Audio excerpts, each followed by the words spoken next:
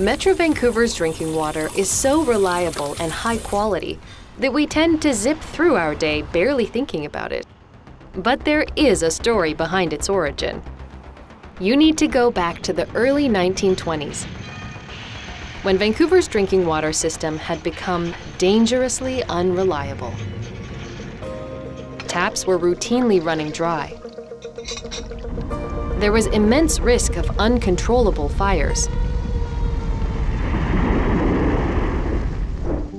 And ships had time and again smashed the water supply pipes that lay on the floor of the Burrard Inlet. The region was growing. The aging infrastructure was, smaller diameter, a lot of wood stave pipes. As general manager of the region's water system today, Marilyn Towell can see how well advanced it's become. I put a lot of credit to the people of the day because they really did manage the system with what they had. There was, many days during the summertime where people were without drinking water during the day because that's when the highest demands for the drinking water were being experienced. That also meant there was no water for firefighting, so I'm sure they had a lot of sleepless nights. It was too much for one city to handle. But an idea would soon come from an engineer named Ernest Cleveland. Visitors may recall seeing his name on the Reservoir Dam in North Vancouver. At the start of his career, he summarized Vancouver's water supply problems and solutions in 148 pages. Here's the report. He wrote it in 1922. The idea was for the organization to handle the bigger, more complex infrastructure. He was aware of the quality of the water and the role that the forest played. And he wrote, "Nature has clothed the drainage areas with a magnificent forest growth." Cleveland wanted 2 forested watersheds to be protected. One contained the Capilano River, which for 38 years had already supplied water to early Vancouver by way of a small dam. The other held the Seymour River, which had been tapped for just over a decade. The assets included several small alpine lakes, as well as the existing water pipes that the City of Vancouver had been operating, and they spanned from the North Shore to Vancouver, as well as the municipalities of Burnaby, South Vancouver, and Point Grey.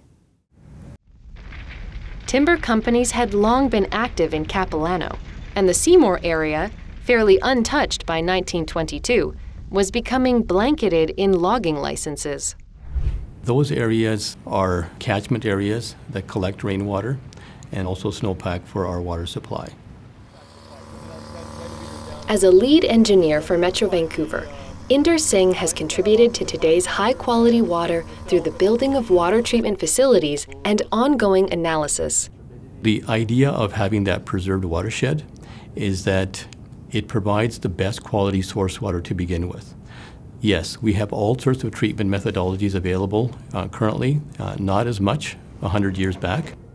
Cleveland saw a worrying future.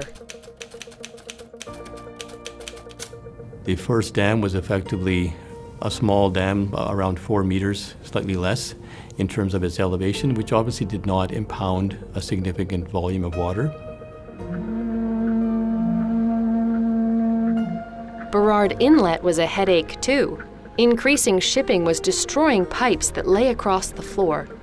There was one time when the damage resulted in the citizens of Vancouver not having water for 8 days, and another time no water for 2 weeks. By 1924, Ernest Cleveland's proposal to form the Greater Vancouver Water District was accepted, and he became the first controller. The records show that work would get underway on these projects, but there was something missing. The Indigenous communities weren't mentioned very much in our historical records. Opportunities to consider each other's needs and learn from each other were lost. The lands where these infrastructure projects were unfolding had sustained Indigenous cultures for thousands of years. And so the impacts on their communities, territories, and cultures were not properly considered as we developed the infrastructure to supply drinking water to the growing region. The Indigenous people here were, and still are, the original stewards of the land and waters. But for the settlers who kept coming to the area, the water supply was considered plainly as a resource needed to quench thirst, do the washing, put out flames, and water the garden. A tunnel under Burrard Inlet would eliminate boat crashes, but it was no easy feat. To start with, where should it go? Many deep, deep boreholes were drilled in efforts to understand the rock conditions. Those boreholes were basically going down 120 meters. That's effectively equivalent to a 40-story apartment building.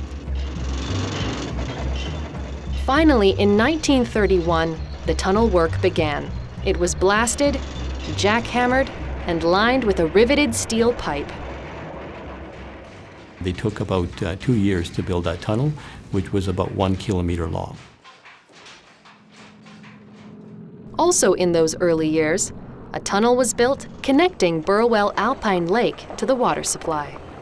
Nowadays, we'll have a helicopter, but back in the 1920s, that would have all been done by horseback and by donkeys.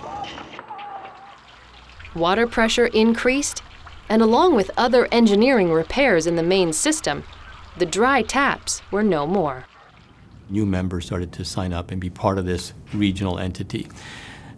City of New Westminster, which also had the Coquitlam Waterworks system, eventually joined.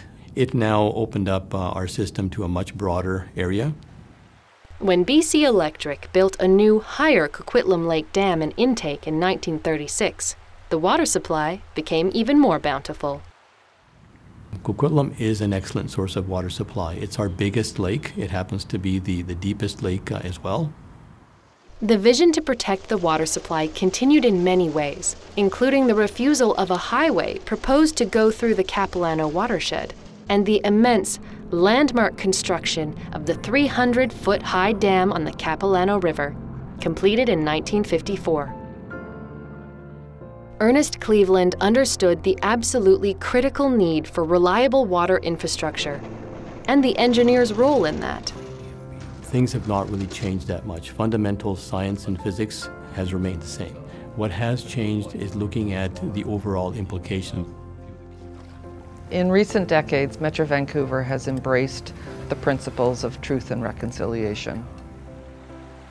The First Nations cultures are deeply connected to the fresh water and the landscapes surrounding them, so we know it's important that we bring the Indigenous perspective into the work that we do. We've got the environment that also is very important. The era of an undependable and overwhelmed water system had changed to one of long-term vision and reliability.